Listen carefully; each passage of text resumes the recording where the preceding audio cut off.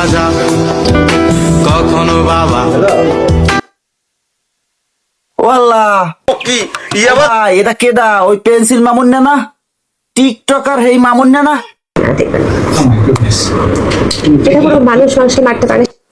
আরে কি যে অবস্থা! মায়ের কোয়ালিটিটা দেখেন, হাই কোয়ালিটি মায়ের। আগের মায়েরও যে স্টাইলে মারছে, এই মেয়েরও হে কি স্টাইলে মারছে। ও মামুন্না, কি যে অবস্থা! মনে আজকে মেরে আমার চেহারা কি বানাই দিছে। আপনারা দেখবেন এটা কোনো মানুষ কি মামুন্না ঠিক করে?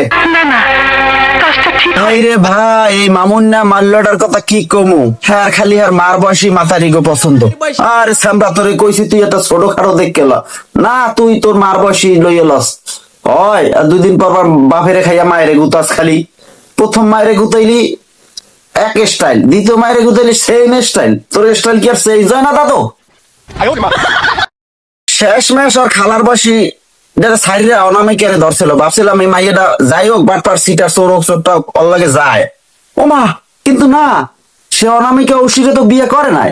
সে তার মার বয়সে এক মাতারিরে ধরে না বিয়ে করছে। সুন্দর মোরা ভাবছিলাম কি না দুজনের মিলমিশ ভালো। ও আল্লাহ, ও মা, 2 দিন পরে দেখি কি লাইলা খালার থোতা মোতা মোড়া বানাই গেলাইছে। আর লাইভ হয়ে কি গালাগালি করতেছে, তুলাতুলি করতেছে। এই যে বাফেরে খায়, তারপর মায়েরে মারলো। ওরা 2 মায়ের বই মিল্লা বাংলাদেশের হিরো আলমের মার্কেটটাও খাইলো গিল্লা। বুঝছেননি কি যে অবস্থা?